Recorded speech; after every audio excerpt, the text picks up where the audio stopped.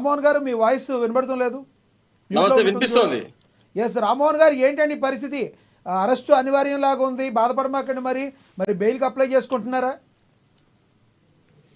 పెద్దలందరూ నమస్తే, వినిపిస్తుందన్నా? వినబడుతుందండి. రైట్.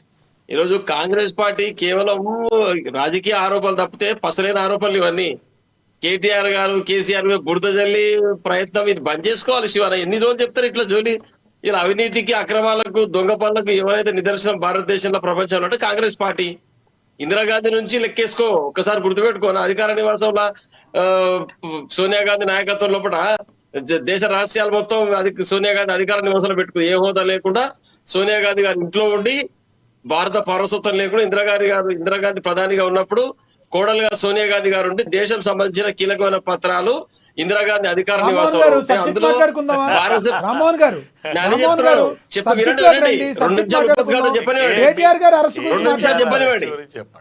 అదే చెప్తున్నానండి. కాంగ్రెస్ పార్టీ చరిత్ర చెప్తున్నా. ఫస్ట్ సోనియా గాంధీ గారు భారతీయ పౌరురాలు కాకుండా ఇందిరాగాంధీ అధికార నివాసంలో ఉండి భారతదేశ రహస్యాలను తెలుసుకున్న చరిత్ర కాంగ్రెస్ పార్టీది, కాంగ్రెస్ కుటుంబాది. సోనియా గాంధీ గారి ఇందిరాగాంధీ గారి మరొక చరిత్ర ఇదంతా.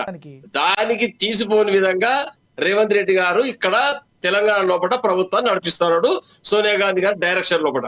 కాబట్టి వీళ్ళు నీతి నిజాయితీ గురించి మాట్లాడితే ఇంతగా హాస్యాస్పదం ఇంకోటి లేదు. మిమ్మల్ని ఒక క్వశ్చన్ అడగాలి. కేటీఆర్ గారు ఒకటే చెప్పారు, నేను ఒక క్వశ్చన్ అడగాలి, సమాధానం చెప్పాలి మీరు.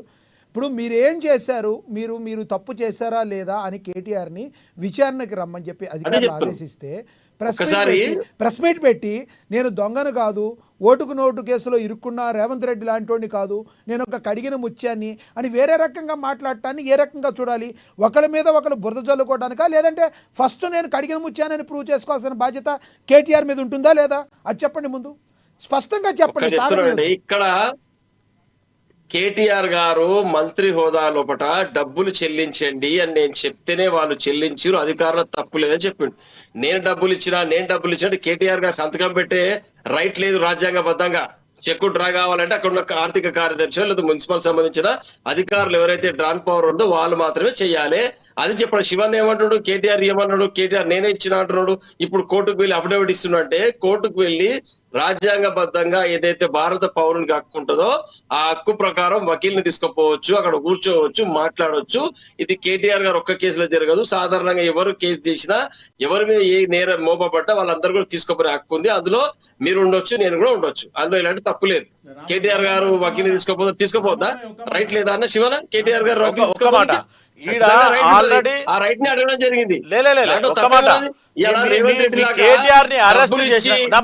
ఒక్కసారి మీ కేటీఆర్ ని అరెస్ట్ చేసిన తర్వాత అడ్వకేట్ ని అప్పుడు ఎమ్మడి పెట్టుకో అంటే సరిపోతుంది. ఆయన విచారానికి పిలిస్తే ఇంత భయపడడం అవసరమా? భయపడమేమన్నది హక్కు, ఇది రైట్. బండారి రామ్మోహన్ గారు ఉన్నారు, ఆయన చెప్తాడు అరెస్ట్ అయిన తర్వాత నీకు అడ్వకేట్ సమక్షంలో పోవాలా, కానీ అరెస్ట్ కాకముందు విచారణకు రమ్మన్నప్పుడు అడ్వకేట్ అవసరం లేదు. వీళ్ళంతా ముందే స్క్వాష్ పిటిషన్ వేయడము, స్క్వాష్ పిటిషన్ డిస్మిస్ చేయడము, ఇదంతా ఎంత మటుకు ఉన్న కోర్టులో కూడా ఇజ్జత్ తీసుకుంటున్నారు మొత్తానికి.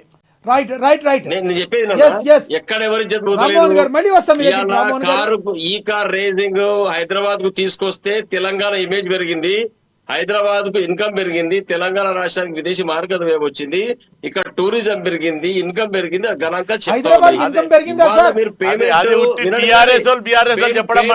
కేటీఆర్ అకౌంట్ లకు పోలేదు, డబ్బులు కేటీఆర్ గారి అకౌంట్ లకు రాలేదు, డబ్బులు టిఆర్ఎస్ పార్టీ ఖాతాలోకి మారలేదు, ఏలాంటి పత్రిక కేసులాగా డబ్బులు వాడుకోలేదు. కాబట్టి ఇవన్నీ ఉన్నాయి, ఇవన్నీ గమనించి మాట్లాడాలి. ఈ రోజు కేసులు బనాయించడానికి ప్రభుత్వాన్ని అడ్డం పెట్టుకొని రైట్ మళ్ళీ వస్తాం మీ దగ్గరికి. మనతోటి బీజేపీ నేత గంగాపురం వెంకటరెడ్డి గారు ఉన్నారు, ఆయనతో మాట్లాడదాం. వెంకటరెడ్డి గారు నమస్తే అండి. చెప్తేనే అధికారులు ఇచ్చినారు కాబట్టి వాళ్ళ తప్పు లేదని కేటీఆర్ గారు మరి చెప్పినారు. మన అసెంబ్లీ సమావేశంలో కూడా కేటీఆర్ గారు చెప్పడం జరిగింది, అసెంబ్లీలో సమయం ఇస్తే ఉన్న విషయం మొత్తం చెప్తా అని. ఇక్కడ కాంగ్రెస్ పార్టీ అధికారం ఉన్నది కాబట్టి మీరు అవకాశం ఇవ్వలేదు చెప్పడానికి.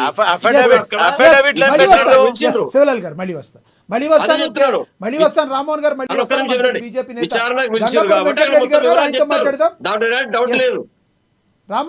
వస్తాను మీ దగ్గరికి. ఎస్, వెంకటరెడ్డి గారితో మాట్లాడదాం. వెంకటరెడ్డి గారు నమస్తే అండి.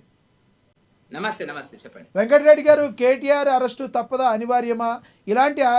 విచారణకి ఎదురైతున్న సమయంలో ఆయన మరొకసారి రేవంత్ రెడ్డి మీద నోరు పారేసుకుంటున్న దాన్ని ఏ రకంగా చూడాలి?